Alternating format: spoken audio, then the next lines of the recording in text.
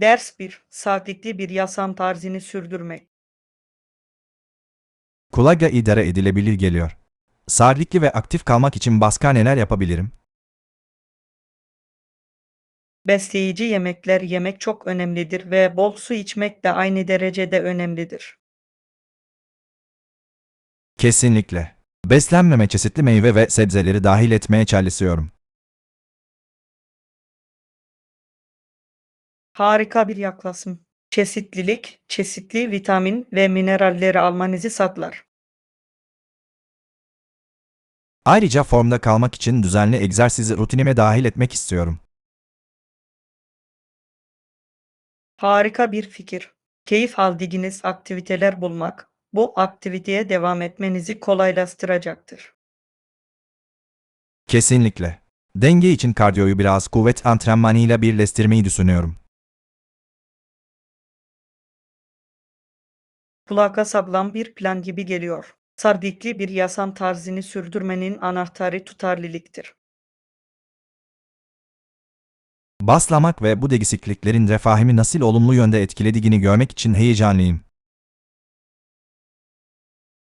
Ders 2. Buckingham Sarayı'nı ziyaret etmek. Londra'ya gittiğinizde Buckingham Sarayı'nı mutlaka ziyaret etmelisiniz. Orada olduğunuzda muhafızların değişimini izlediniz mi? Evet, yaptım. Gelenek ve törenlerle dolu çok büyüleyici bir deneyimdi.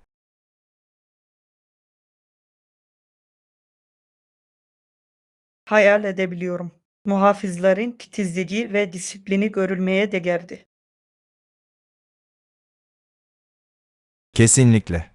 Üniformalarının renkleri sarayın fonunda göz alıcı.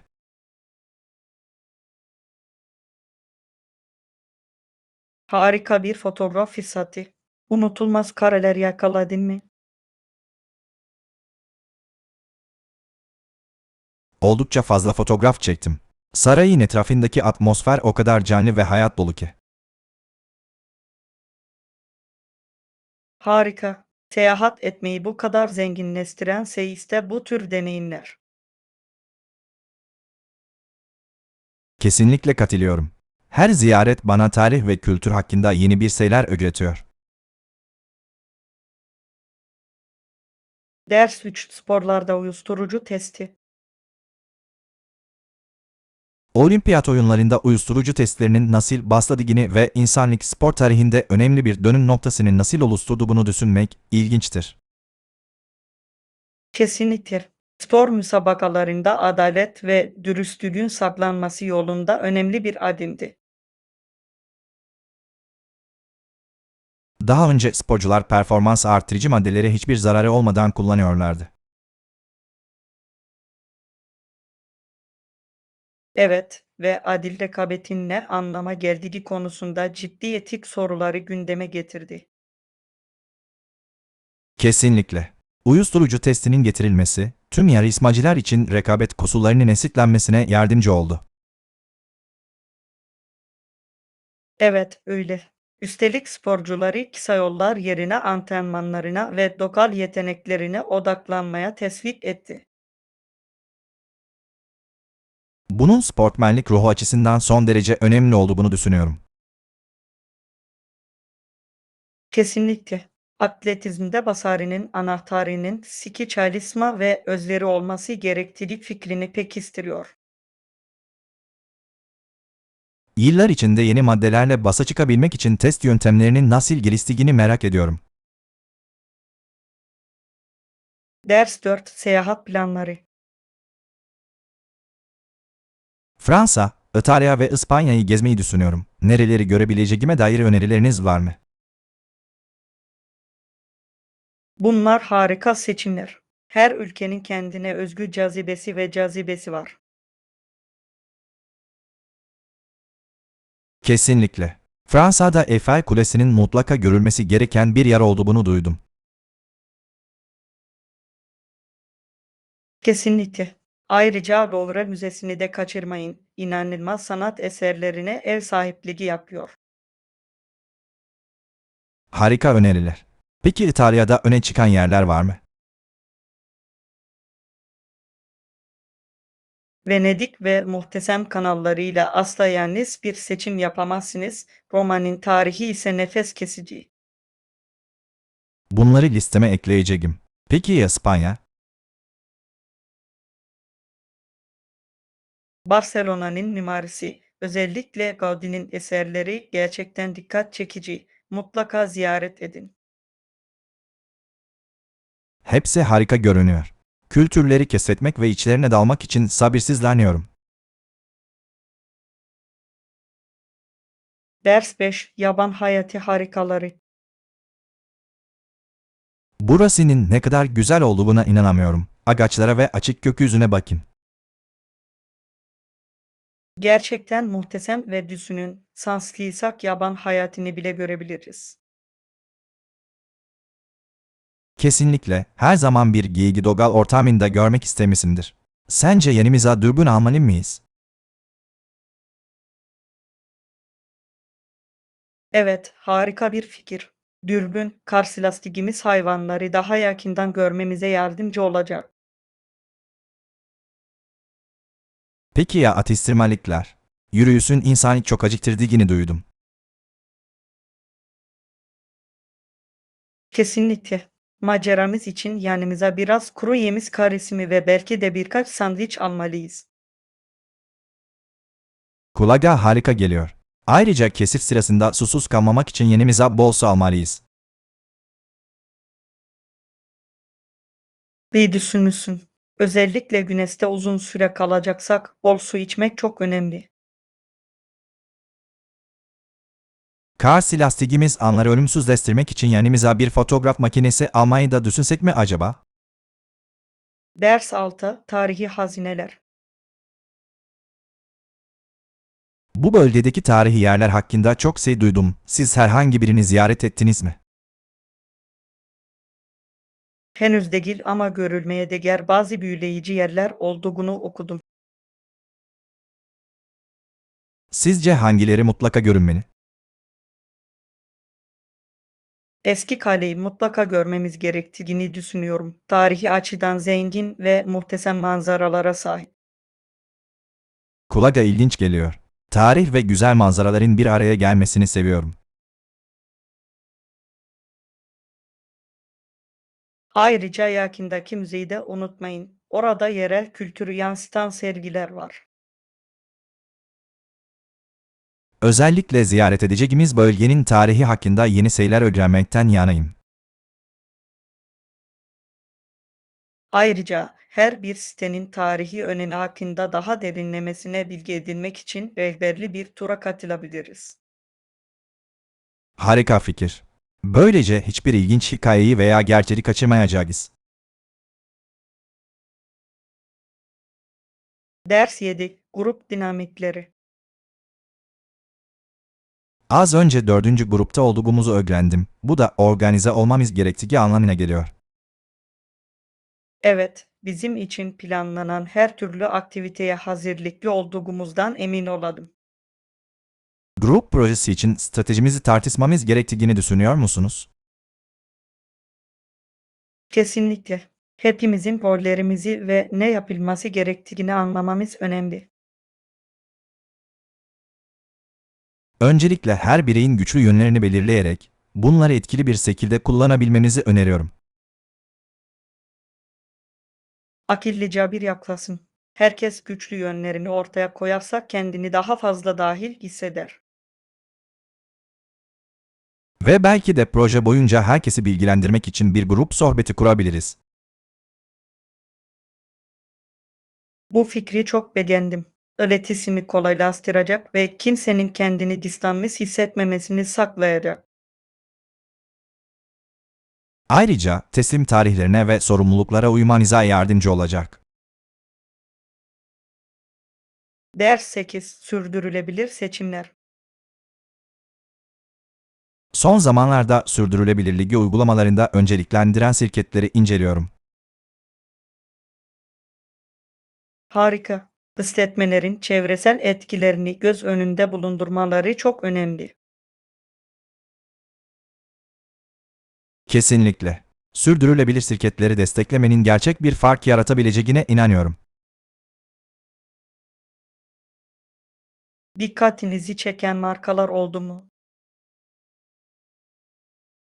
Evet, çevre dostu ürünlere ve etik kaynaklara odaklanan birkaç şirket var. Onlar hakkında daha fazla şey öğrenmeyi çok isterim. Bilinçli seçimler yapmak her zaman iyidir. Sürdürülebilir ürünler sunabilecek yerel işletmeleri de araştırmalıyız. Kesinlikle. Yerel olanı desteklemek, çevre bilincine sahip olmanın yanı sıra toplumu güçlendirmeye de yardımcı olabilir. Satın alma alışkanlıklarımızda yaptığımız küçük değişikliklerin ne kadar büyük etkilere yol açabildiğini görmek şaşırtıcı. Ders 9. Yaratıcı şekiller. Kaliplerimizle yaratabileceğimiz farklı şekilleri düşünüyordum. Kulağa eğlenceli bir proje gibi geliyor. Hangi şekilleri düşünüyorsun? Çeşitlilik olsun diye yıldızlar, kalpler ve hatta bazı geometrik şekiller yapabileceğimizi düşündüm.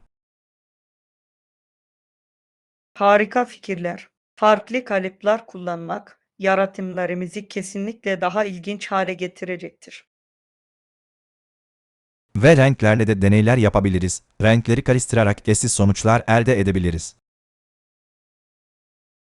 Evet, her şeyin ne kadar canlı olacağını, özellikle de doğru renklerle ortaya çıkacağını görmek için sabırsızlanıyorum. Şekillerimizde kullanacağımız malzemeleri de düşünmeliyiz. Bir nokta. Doğru malzemeleri seçmek, tasarımlarımızın son görünümünü ve hissini belirleyecektir. Bu projeye basamak ve ortaya ne kadar muhteşem şekiller çıkarabileceğimizi görmek için heyecanlıyım. Ders 10. Trend mayolar. Alışveriş merkezinde trend mayolar satan harika mağazalar olduğunu duydum. Ah, kulağa heyecan verici geliyor. Yaklasam plaj gezisi için yeni bir mayo arıyordum. Benzersiz tasarımlara odaklanan bir mağaza var. Koleksiyonlarını çok beğeneceğinizi düşünüyorum. Tam da ihtiyacım olan şey bu. Yüzmek için hem şık hem de rahat bir şey istiyorum. Ayrıca mükemmel uyumu bulmak için harika olan çeşitli boyutlara sahiptirler. Bunu takdir ediyorum. Her vücut tipine hitap eden markaları desteklemek çok önemli. Alışveriş günü planlamak gerekir. Farklı tarzları denemek çok eğlenceli olabilir. Kesinlikle. Ve birbirimize en iyi seçenekleri seçmede yardımcı olabiliriz. En son trendlerin neler olduğunu görmek için sabırsızlanıyorum. Yaz gardırobumuzu güncellemek her zaman heyecan verici. Ders 11. Günlük maliyetler. Harika. Aktivitelerimizin günlük maliyeti ne kadar? Günlük yaklaşık $50. Yapacağımız her şey düşünüldüğünde makul görünüyor. Yemekler ve turistik yerlere giriş ücretleri de dahil, değil mi? Evet, kesinlikle. Fazla masraf yapmadan zamanımızın tadını çıkarabileceğiz. Bütçemizi en iyi şekilde değerlendirebilmek için yemeklerimizi önceden planlamamız gerektiğini düşünüyorum. Çok akıllıca bir fikir. Uygun fiyatlı ama lezzetli seçenekler bulabiliriz. Ve belki biraz daha tasarruf etmek için kendimize yemek bile hazırlayabiliriz. Bayılıyorum.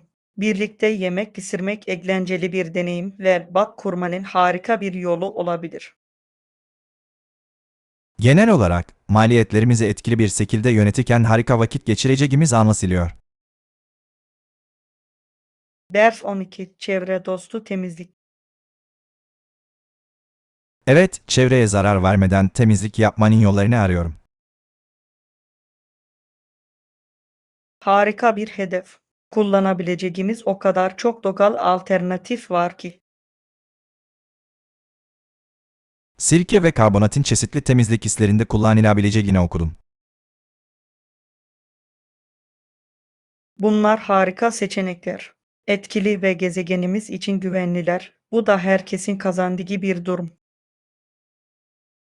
Ayrıca biyolojik olarak parçalanabilen temizlik ürünlerini de keşfetmekle ilgileniyorum.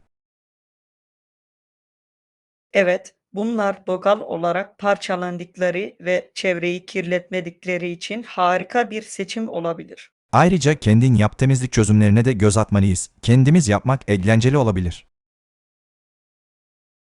Katılıyorum. Ayrıca kokuları ve içerikleri kendi tercihlerimize göre özelleştirebiliyoruz. Hem evlerimize hem de çevreye fayda sağlayan seçimler yaptığımızı bilmek çok ödüllendirici. Ders 13 Tarihsel olaylar.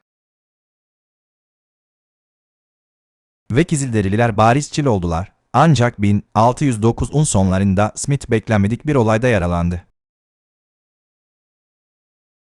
Bu tarihlerinde önemli bir dönüm noktası gibi görünüyor. Tam olarak ne oldu?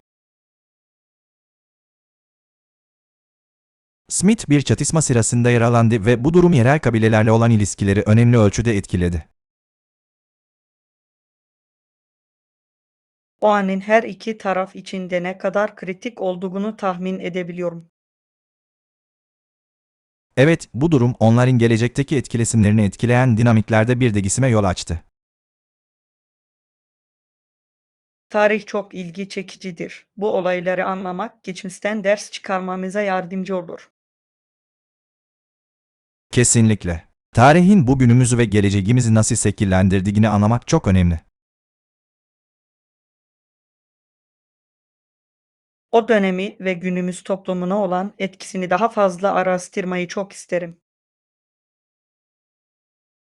Bu tarihi olayları daha derinlemesine inceleyen belgeseller veya kitaplar bulalım.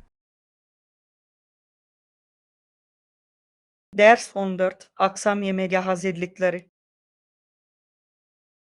Akşam yemeğinde de biraz ete ihtiyacımız yok mu? Evet, yemeklerimizde çeşitlilik olsun diye biraz tavuk ve kıyma alalım. Kulağa hoş geliyor.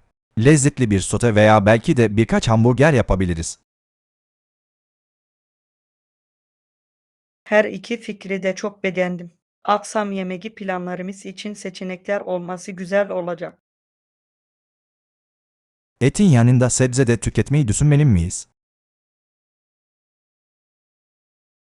Kesinlikle. Taze sebzeler yemeklerimize lezzet ve besin katacaktır. Aklıma dolmalık biber ve brokoli geliyor. Hem tavukla hem de dana etiyle çok iyi gidiyor. Harika seçenekler. Üstelik yemeklerimize hoş bir renk katacaklar. Birlikte yemek pişirmeyi ve harika lezzetlerle dolu harika bir akşam yemeğinin tadını çıkarmayı sabırsızlıkla bekliyorum. Ders 15 Hafta sonu maceraları. Bu hafta sonu keşfetmek istediğimiz yerlerin sayesine inanamıyorum. Çok maceralı olacak. Kesinlikle. Şehir merkezindeki yeni sanat sergisini ziyaret etmeyi dört gözle bekliyordum. Kulağa büyüleyici geliyor. Değil mi?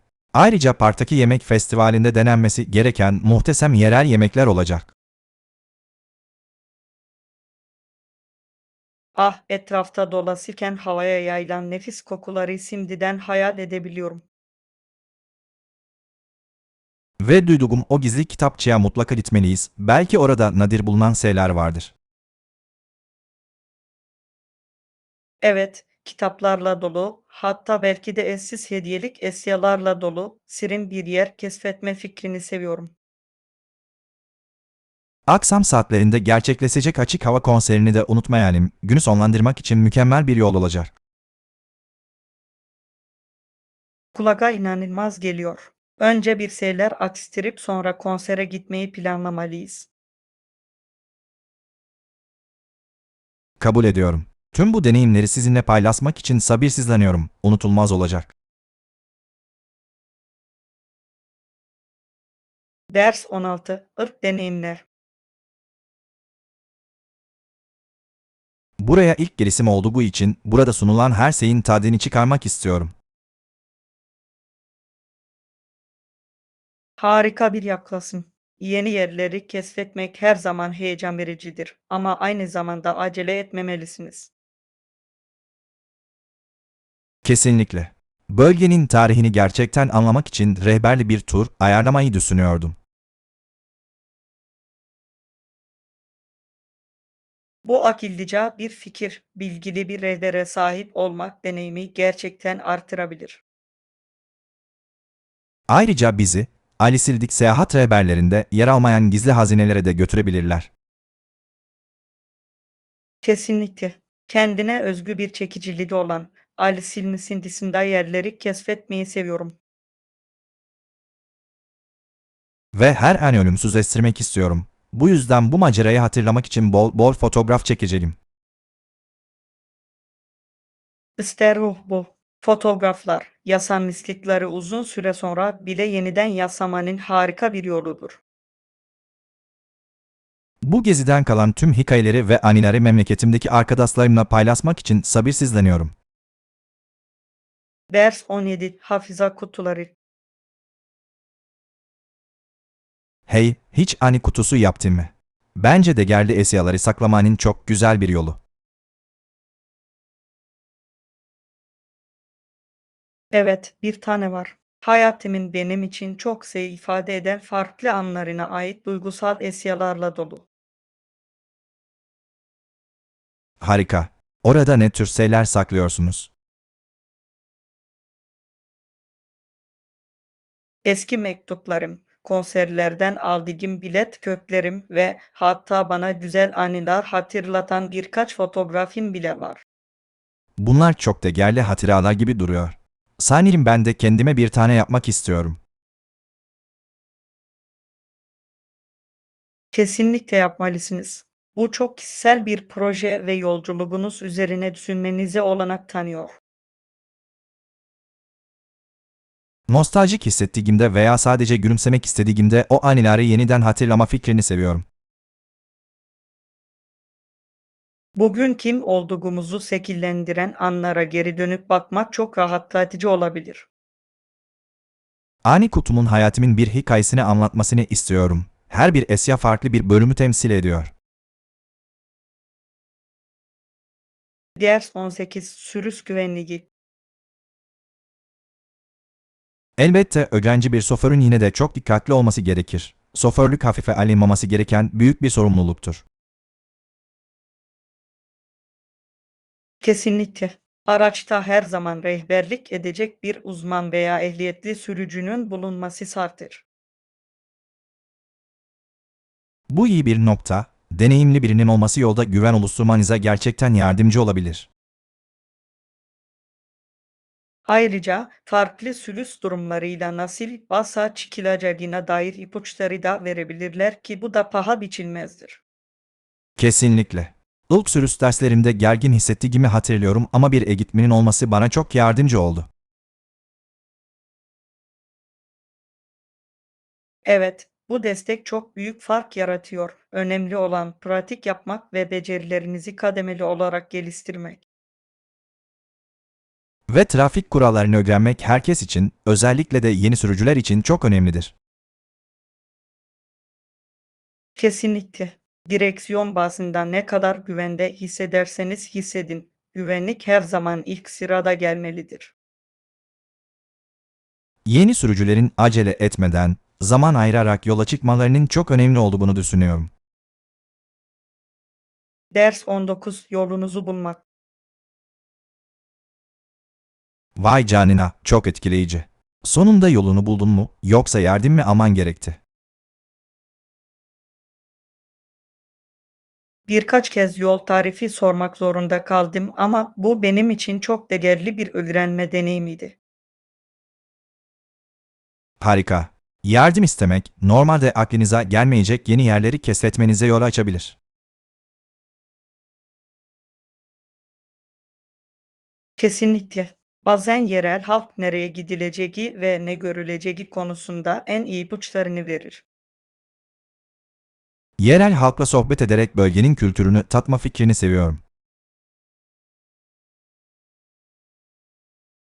Kesinlikle. Yolculuğu sadece varis noktasıyla ilgili de değil, yol boyunca yaşanan deneyimlerle de ilgili hale getirebilir.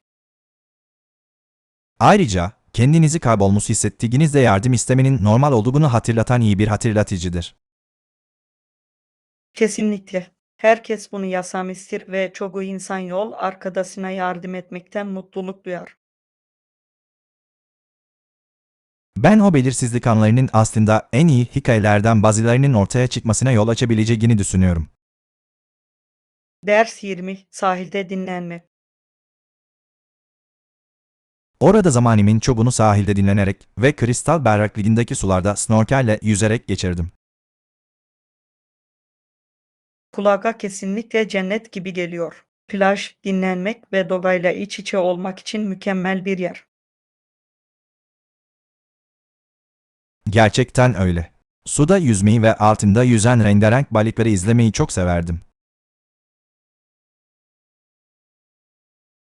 Snorkelli yüzme çok heyecan verici geliyor. Maceralarınız sırasında benzersiz deniz canlıları gördünüz mü?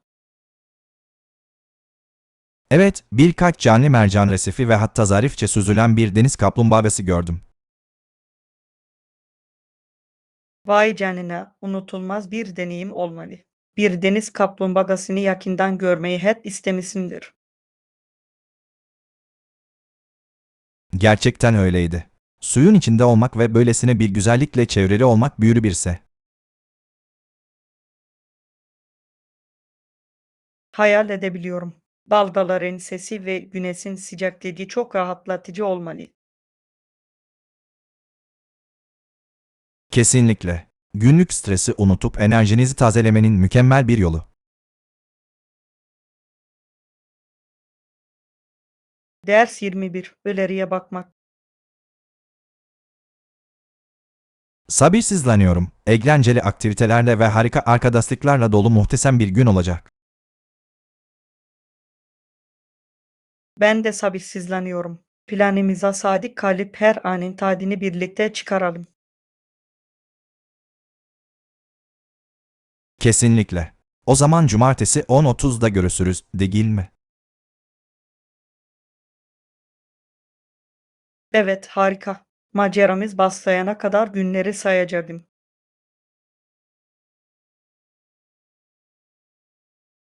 Ben de. Heyecan verici bir şeyin olması her zaman güzeldir.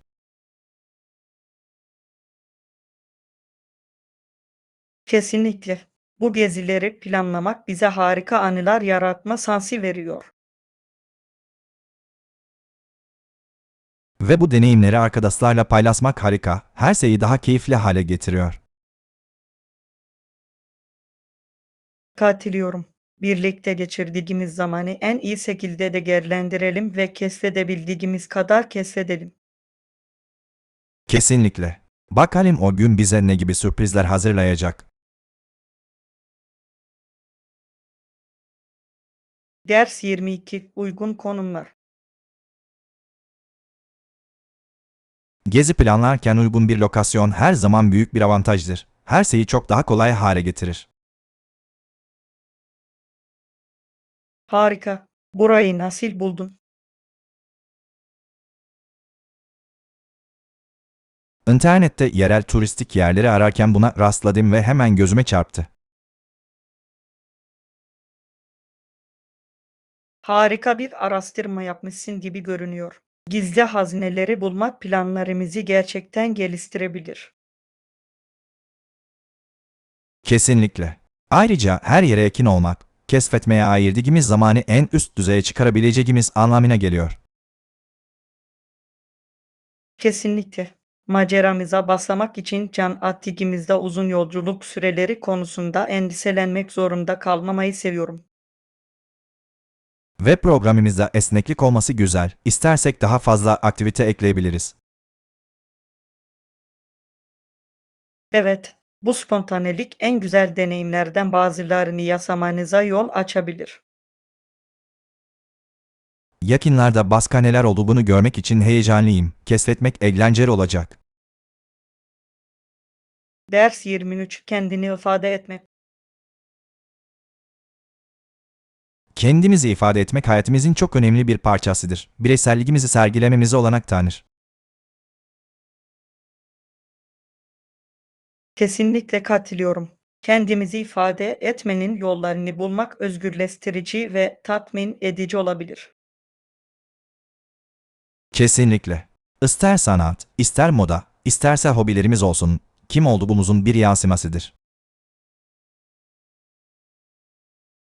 Evet, aynı zamanda bizi benzer ilgi ve tutkulara sahip diğer insanlarla da bir araya getirebilir. Doğru. Kendini ifade etmenin topluluk ve anlayışı nasıl besleyebildiği şaşırtıcı. Ayrıca yaratıcılığı teşvik eder. Bu da yeni fikir ve bakış açılarına yol açabilir. Kesinlikle. İnsanların kendilerini benzersiz şekillerde ifade etmelerini görmek çok hoşuma gidiyor. İlham verici. Gerçekten öyle. Bu farklılıkları kutlamalı ve birbirimizden öğrenmeliyiz. Kesinlikle katılıyorum. Bireyselliğimizi kucaklamak hem bizim hem de çevremizdekilerin hayatını zenginleştirir. Ders 24 Yönergeler. Affedersiniz, buradan kütüphaneye nasıl gidebilirim? Biraz kafam karıştı. Sorun değil. İkinci sola dönün ve düz devam edin. Sağınızda göreceksiniz. Çok teşekkür ederim. Yardımınız için minnettarım. Asla bulamayacağımdan endişeleniyordum. Memnuniyetle. Kütüphane, özellikle okumaktan veya ders çalışmaktan hoşlanıyorsanız ziyaret etmek için harika bir yer. Evet, kitapların arasında kaybolmayı ve keşfedebileceğim yeni hikayeler bulmayı seviyorum. Orada kesinlikle çok sayıda harika kaynak bulacaksınız. Öğrenmek için harika bir yer. İncelemek için sabırsızlanıyorum. Yol tarifi için tekrar teşekkürler. Bana çok zaman kazandırdın. Her zaman. Kütüphane ziyaretinizin keyfini çıkarın ve keyifli okumalar. Yapacağım. Önümüzdeki günlerin harika geçmesini dilerim. Ders 25 Mutfak maceraları. Son zamanlarda yeni tarifler denemeyi çok düşünüyorum. Çünkü farklı mutfakları keşfetmek beni gerçekten heyecanlandırıyor. Kulağa harika geliyor. Yemek pişirmenin yaratıcılığı ifade etmenin harika bir yolu olduğuna inanıyorum. Sizce de öyle değil mi? Kesinlikle. Her yemeğin bir hikayesi var ve kendinizin bir parçasını başkalarıyla paylaşmanıza olanak tanıyor. Ve yeni bir şeyi deneme beklentisi yemek pişirmeyi gerçekten bir macera gibi hissettirebilir. Katılıyor musunuz? Evet, daha önce hiç denemediğim tatları ve teknikleri denemek için sabırsızlanıyorum. İster Akdeniz'de bir gün yapmayı dört gözle beklediğiniz belirli bir yemek var mı? Gerçek Tayland mutfağına gerçekten hayranım. Tatlı, eksi ve acının dengesi gerçekten büyüleyici. Ah, kulağa çok lezzetli geliyor. Her zaman mükemmel bir pad thai yapmayı öğrenmek istemişsindir. Kesinlikle listemde. Sirinin sosunda ve malzemelerin tazeliğinde olduğunu duydum.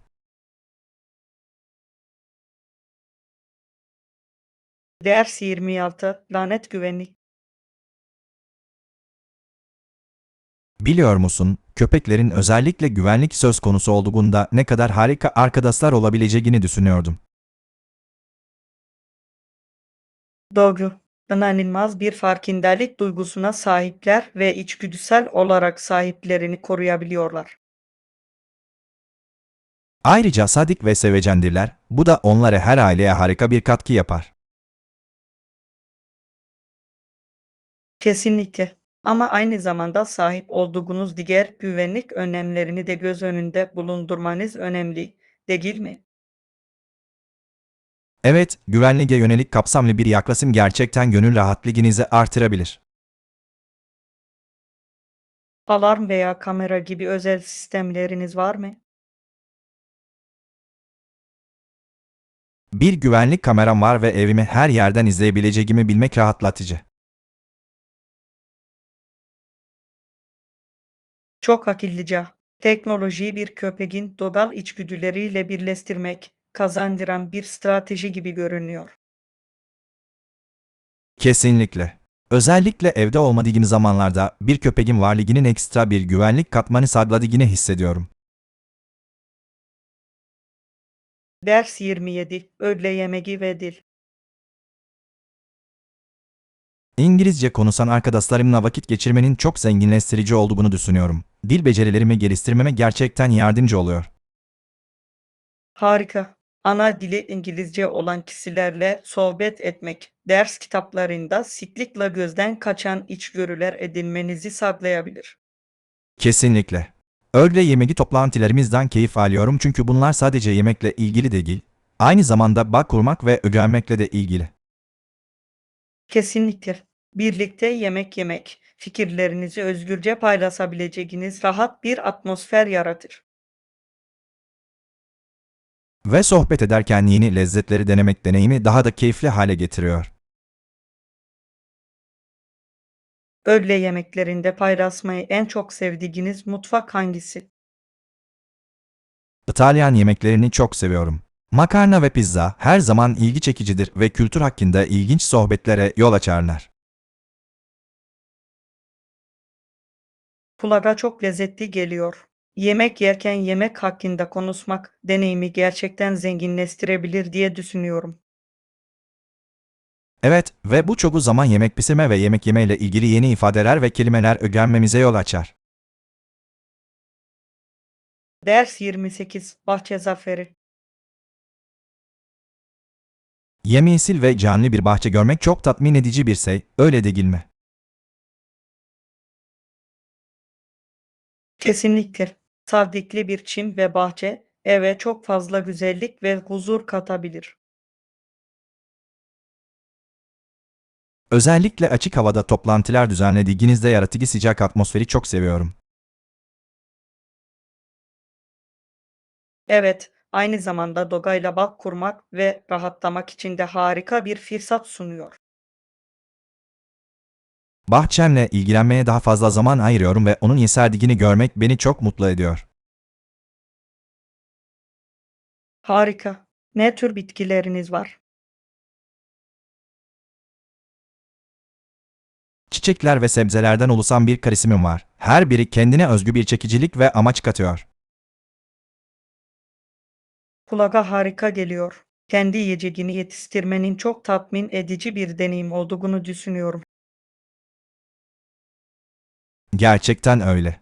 Taze toplanmış sebzelerin tadına hiçbir şey benzemez. Ders 29. Yönlendirme. Peki kaybolduğunuzda yolunuzu tekrar bulmanın en iyi yolu nedir?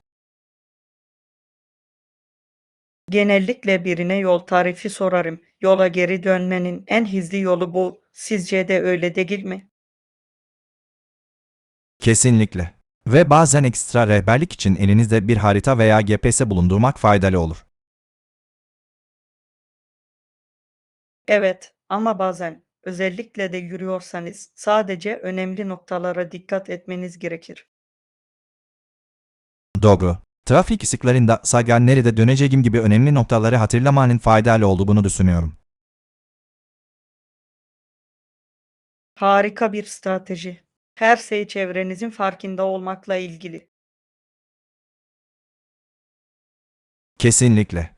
Ve eğer bir dönüşü kaçırırsanız, kendinizi nasıl yeniden yönlendireceğinizi bilmeniz iyi olur. Kesinlikle. Yol alırken uyum sağlayabilmek çok önemlidir. Karşılaşabileceğiniz engellerin neler olduğunu asla bilemezsiniz. Hayatta böyle bir şey değil mi? Bazen beklenmedik dönüşler yapmak zorunda kalıyorsunuz. Ders 30. Hava durumu harikaları. Hey, bugün hava nasıl? Güneşli ve sıcak olduğunu duydum. Piknik için mükemmel. Evet, Disarisi gerçekten çok güzel. Böyle günler Dobe'yi daha çok takdir etmemi sağlıyor. Katılıyorum. Arkadaşlarınızı bir araya getirip açık havada yemek yemenin ideal bir fırsatı. Kesinlikle. Yeşillikler içinde temiz havada yemek yemenin ayrı bir tadı var. Ve günün tadını en iyi şekilde çıkarmak için sonrasında birkaç oyun oynayabiliriz. Çok eğlenceli görünüyor. Sence ne tür yiyecekler getirmeliyiz? Sandviç ve taze meyvelerin harika seçimler olacağını düşünüyorum. Paketleyip yemesi kolay. Harika fikir. Ve belki de güneşte serin kalmamızı saklayacak birkaç ferahlatıcı içecek. Kesinlikle. Böyle sıcak bir güne soğuk bir limonata çok yakışır. Ders 31. Çatışma çözümü. Çatışmaların büyümeden önce ele alınması çok önemli, öyle değil mi? Kesinlikle. Açık iletişim çoğu zaman yanlış anlamaların daha büyük sorunlara dönüşmesini önleyebilir. Evet, her ilişkide duyguları ve endişeleri tartışmak konusunda proaktif olmak çok önemlidir. Ve sağlıklı etkileşimler için olmazsa olmaz olan güvenin oluşmasına yardımcı olur. Kesinlikle. Bazen farklı bakış açılarını dinlemeye ve anlamaya istekli olmak önemlidir.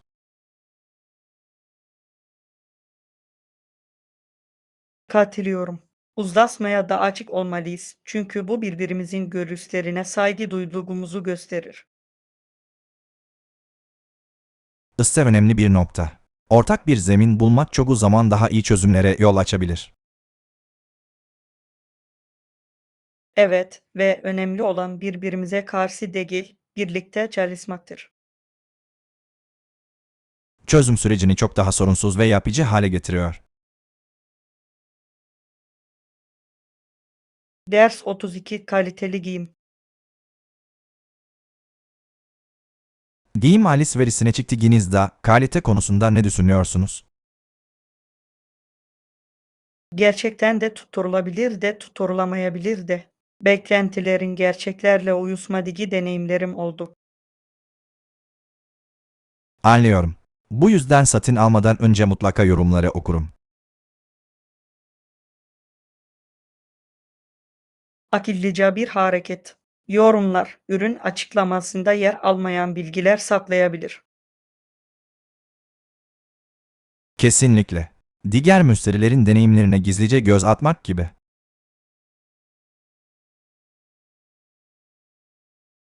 Evet, beden ölçülerinin doğru olup olmadığını veya kumaşın yıkamadan sonra dayanıklı olup olmadığını bilmek faydalıdır. Haklısınız. Çok sayıda ve uzun ömürlü olmayan parça satın almaktansa birkaç kaliteli parçaya yatırım yapmayı tercih ederim. Akıllıca bir yaklaşım. Kaliteli kıyafetler uzun vadede tasarruf sağlayabilir. Ayrıca iyi dikilmiş kıyafetler giymek özgüveninizi ve rahatlığınızı artırabilir. Ders 33 yönlerin gizemi çözüldü. Peki sihir merkezine gitmem gerekirse ne yapmalıyım? Trafik ışıklarında saka dönün, yolunuza devam edeceksiniz. Kulağa oldukça basit geliyor. Rotada dikkat etmem gereken başka bir şey var mı? Evet, yoldaki işaretlere dikkat edin. Bunlar size yol boyunca rehberlik edebilir. Anladım. Kalabalık caddelerde dolaşırken tetikte olmak her zaman iyidir. Kesinlikle. Ayrıca ana noktaları bilmek kendinizi daha güvende hissetmenize yardımcı olabilir. Kesinlikle. Önümdeki yolu gözümün önünde canlandırmayı seviyorum. Bu yüzden sadece hafızama güvenmiyorum. Akıllıca bir taktik. Yolculuğu daha az stresli hale getirebilir. Ve eğer bir dönüşü kaçırırsam, geri dönmek için bir sonraki fırsatı değerlendirmek zorunda kalacağım. Ders 34. Kültürel miras. Kültür ve mirasın önemi üzerinde sık sık düşünüyorum. Bunlar gerçekten kim olduğumuzu şekillendiriyor.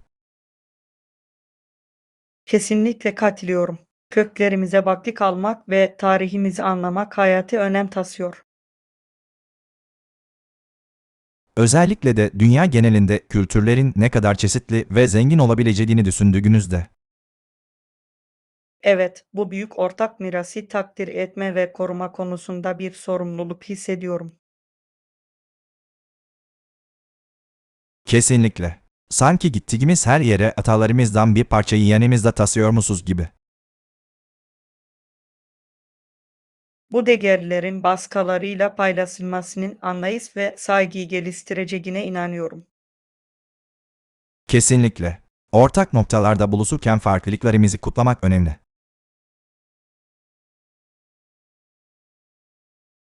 Ve kültürel mirası tartışmak çok ödüllendirici bir deneyim olabilir. Öyle değil mi?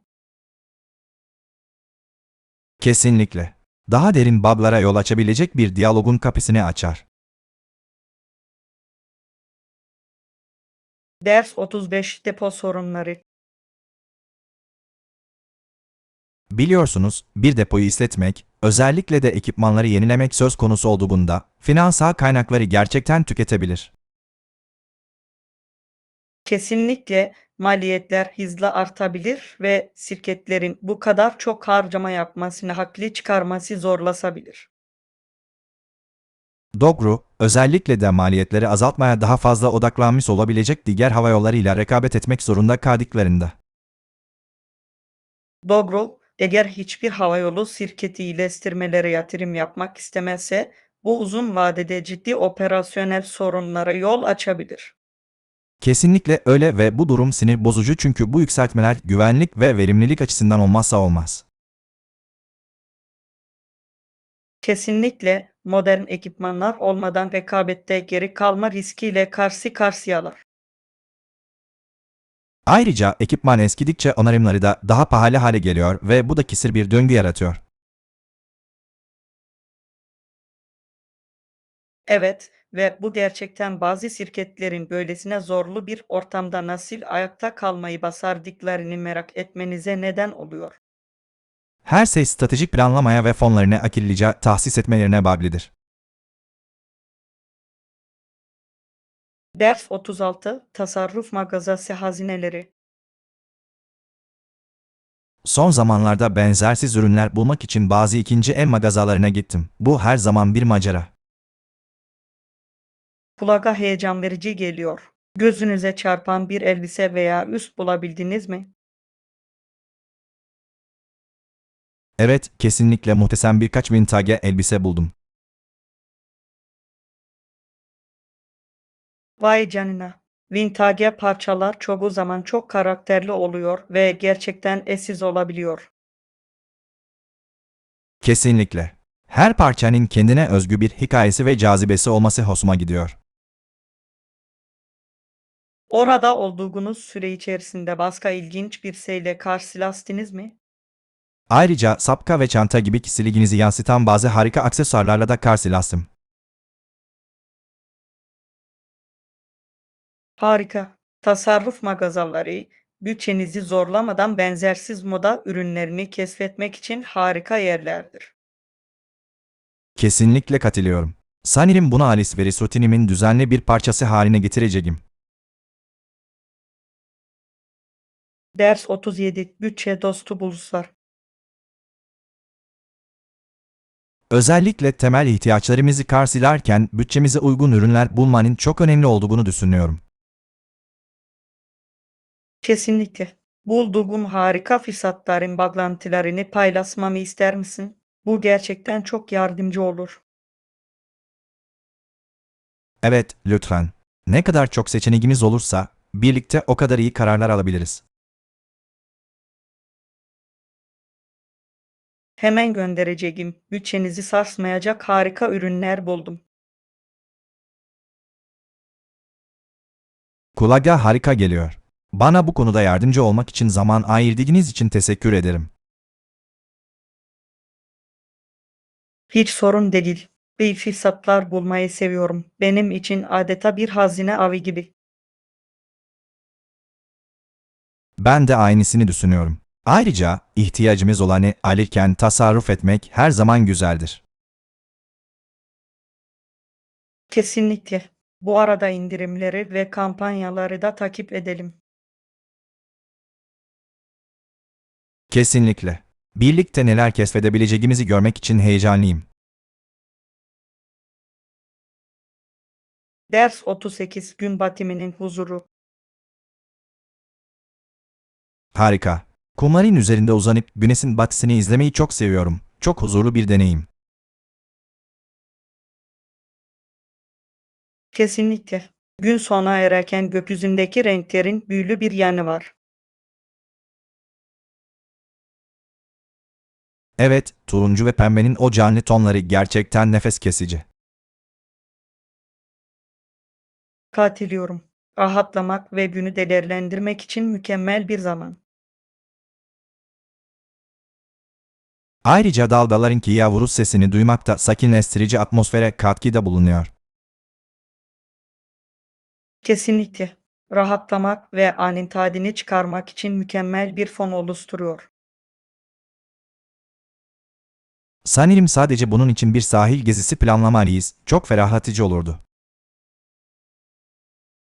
Kulağa harika geliyor. Gününüzü sonlandırmanın ideal yolu sahilde gün batımı pikniği yapmaktır. Evet. Unutulmaz bir deneyim olması için biraz atıştırmalık ve içecek hazırlayalım. Ders 39 Saadetli seçimler. Haftaya meyve ve sebze tüketelim. Dengeli beslenmenin olmazsa olmazı. Kulağa hoş geliyor. Ne yemek istersin? Ben taze ve çıtır bir şeyler yemek istiyorum. Sulu çilek ve çıtır salatalık almayı düşünüyorum.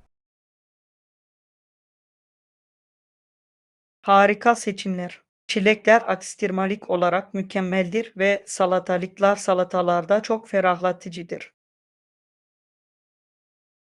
Kesinlikle. Ayrıca besleyici bir kahvaltı için smoothie'lerde de kullanabiliriz. Evet, güne taze malzemelerle dolu bir smoothie ile başlamayı seviyorum. Ve avokadoyu unutmayın. Lezzetli tostlar yapmak için harika bir seçenek.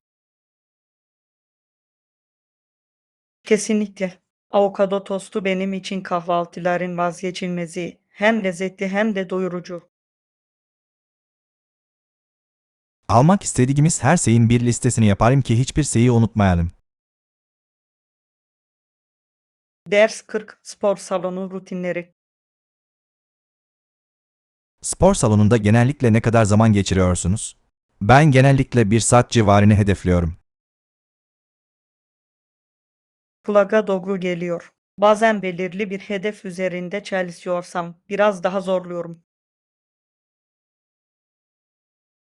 Evet, özellikle odaklanmış ve motive olduğunda 1 saatin iyi bir denge olduğunu düşünüyorum. Kesinlikle. Önemli olan o zamanı en iyi şekilde değerlendirip kendinize gerçekten meydan okumak. Uyguladığınız favori bir egzersiz rutininiz var mı? Bunu kardiyo ve kuvvet antrenmanlarıyla birleştirmeyi seviyorum. Bu işleri ilginç kılıyor. Çok akıllıca. Genelde kuvvet antrenmanlarına odaklanıyorum ama daha fazla kardiyo eklemek istiyorum. Kardiyo enerji seviyenizi ve dayanıklılığınızı gerçekten artırabilir. Rutininize eklemeye değer. Kesinlikle düşüneceğim. Fitness hedeflerimize ulaşmak için birbirimizi motive edelim. Ders 41 Sehirleri keşfetmek. Simgesel mimarisi ve hareketli gece hayatıyla ünlü bir şehri ziyaret etmeye ne dersiniz? Kulağa inanılmaz bir fikir gibi geliyor. Karanlık çöktükten sonra bir sehri deneyimlemenin özel bir yanı var. Kesinlikle. Işıklar ve atmosfer bir mekanın havasını tamamen değiştirebilir. Ve ikonik binalar gece ışıklandırıldığında daha da muhteşem görünüyor. Sanki bir kartpostalın içinde yürüyormuşsunuz gibi. Evet. Ayrıca yeni mahalleleri keşfetmek ve yerel yemekleri denemek unutulmaz bir gezi deneyimi yaşamanızı sağlayabilir. Kesinlikle katılıyorum. Her şey şehrin kültürüne ve atmosferine kendimizi kaptırmakla ilgili. Bu tanemi karşılayan şehirlerin bir listesini yapalım ve planlamaya başlayalım. Harika fikir. Bir sonraki maceranız için hangi seçeneklerimiz olduğunu görmek için heyecanlıyım. Ben de. Canlı ve hayat dolu bir şehirde aniler yaratmak harika olacak.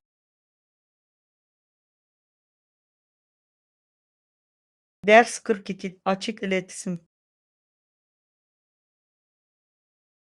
Ve eğer herhangi bir sorunuz varsa, sormaktan çekinmeyin. Yardım etmek için buradayım.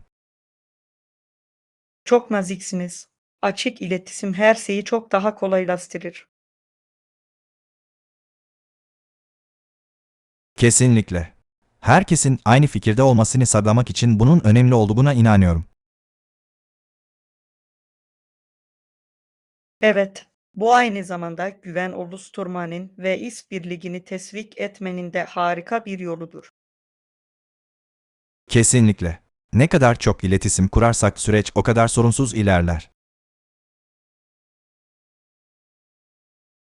Katılıyorum. Ayrıca daha büyük sorunlara dönüşmeden önce endişelerimizi gidermemizi sağlar. Kesinlikle. Geri bildirim ve önerilere her zaman açığım, gelişmeme yardımcı oluyor. Harika bir zihniyet. Açık diyaloga girme istediğinizi takdir ediyorum.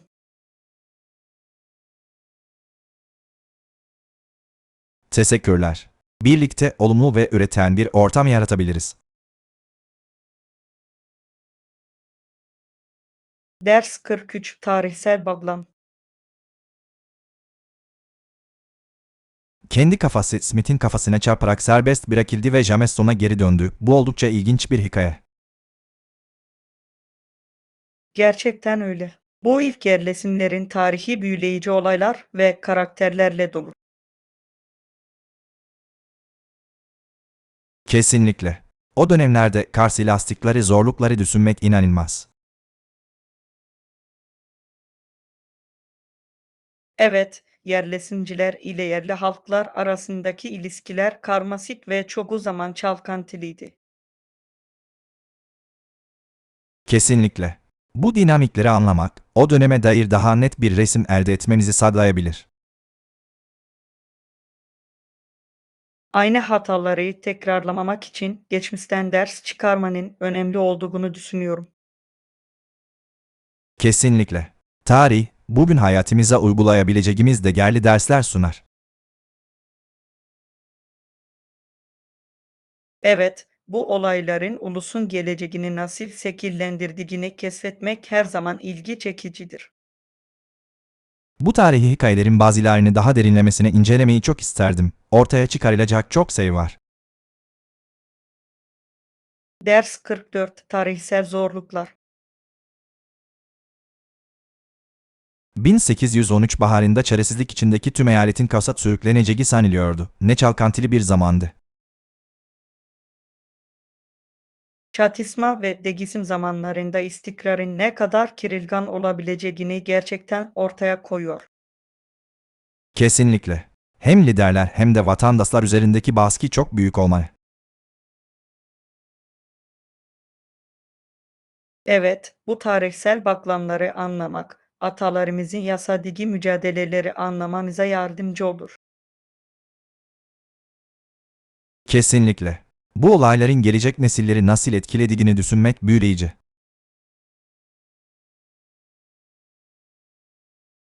Katılıyorum. İnsanların zorluklar karşısında ne kadar dirençli olduğunu hatırlatan bir şey. Kesinlikle. Tarihsel zorluklar çoğu zaman toplumda önemli ilerlemelere ve değişimlere yol açar. Evet, o dönemlerde öğrenilen dersler bugün hala yankılanıyor. Bu olayları ve bunların hayatımız üzerindeki etkilerini düşünmemizin önemli olduğunu düşünüyorum. Ders 45 Yaratıcı Özgürlük. Bir şey üzerinde ne kadar uzun süre çalışmamız gerekirse, genel olarak o kadar büyük etki yaratacağına inanıyorum. Harika bir bakış açısı. Bazen bir şeyi mükemmelleştirmek için zaman ayırmak gerçekten işe yarıyor. Kesinlikle. Isları aceleye getirmek, nihai ürünün ortaya çıkmasını engelleyebilecek hatalara yol açabilir. Evet, yaratıcılık. Kendimize baskı olmadan fikirleri keşfetme özgürlüğü tanıdığımızda gelişir. Kesinlikle. Önemli olan sadece sonuca odaklanmak değil, sürecin kendisinden keyif almak. Kesinlikle katılıyorum. Yaptığımız işten keyif aldığımızda bu genellikle işimizin kalitesine yansır. Evet, bu coşku bulasıcı olabilir ve başkalarını da olumlu yönde etkilemeye başlayabilir. Kesinlikle. Projelerimiz üzerinde birlikte çalışırken bunu aklımızda tutalım. Kesinlikle. Zaman ayırıp eklendiğimizde neler yaratabileceğimizi görmek için heyecanlıyım. Ders 46 Pencere harikaları. Seyahat ederken her zaman pencere kenarındaki koltukları tercih ederim. Dışarıdaki manzarayı izlemek büyülü bir duygu. Kesinlikle katılıyorum. Yolculuk sırasında manzaranın nasıl değiştiği büyüleyici, değil mi? Evet, özellikle dağları veya nehirleri yukarıdan gördüğünüzde sanki canlanmış bir tablo gibi oluyor. Kesinlikle. Ve yerden asla fark edemeyeceğiniz küçük kasabaları ve tarlaları görebilirsiniz. Uçup giderken o yerlerdeki hayatın nasıl olduğunu hayal ederken buluyorum kendimi. Ah ben de. O manzaraların ve orada yaşayan insanların ardındaki hikayeleri düşünmek büyüleyici.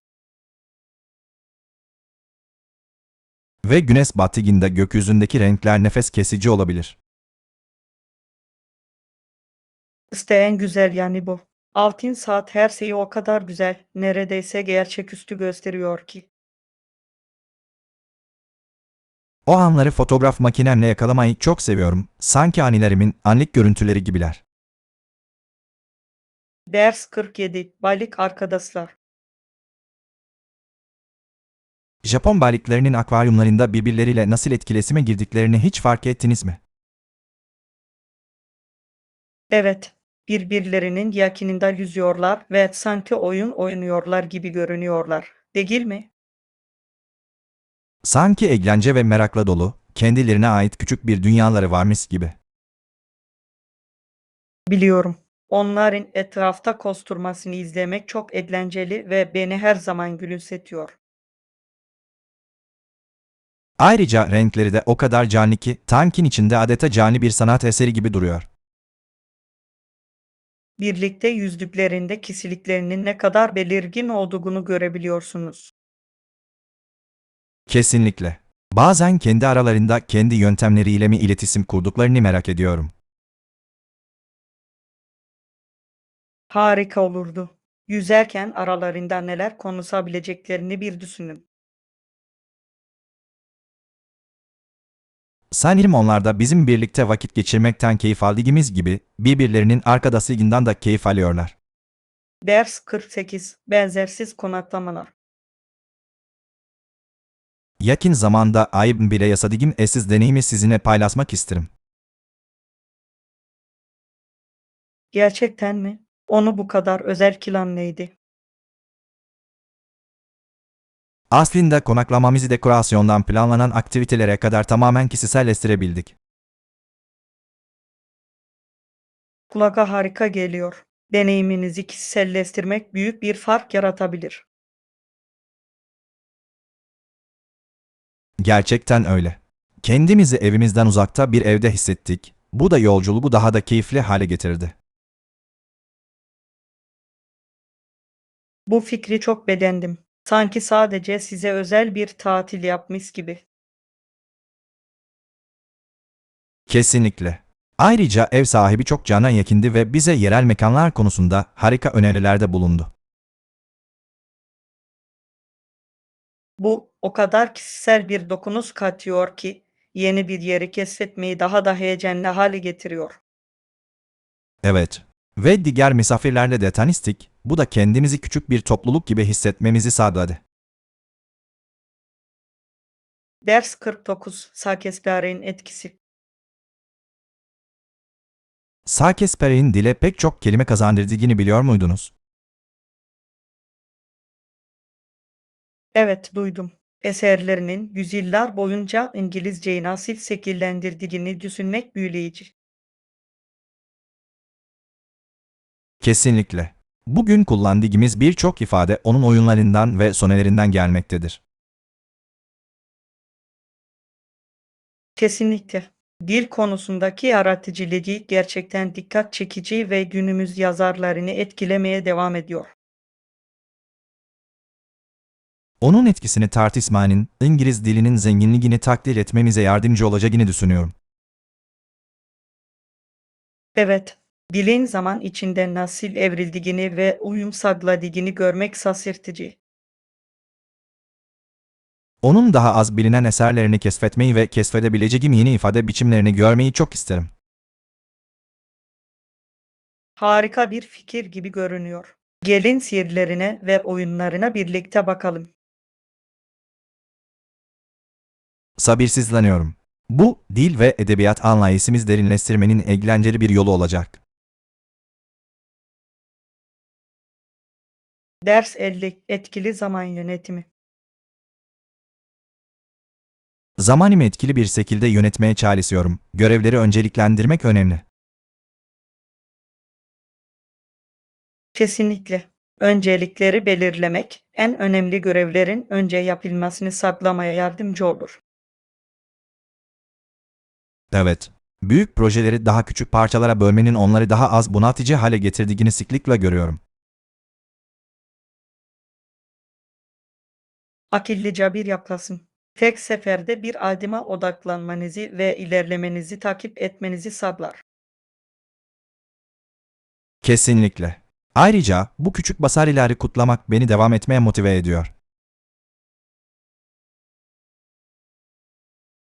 Evet, verimliliği korumanın ve stresi azaltmanın anahtarının düzenli olmak olduğuna inanıyorum. Hedeflerime ulaşmama yardımcı olacak günlük bir program oluşturmaya çalışıyorum. Harika bir fikir. Planlama tekniklerimizi paylaşarak birbirimizin gelişmesine yardımcı olalım. Bunu çok isterim. Birlikte zamanımızı daha iyi yönetmek için etkili stratejiler bulabiliriz.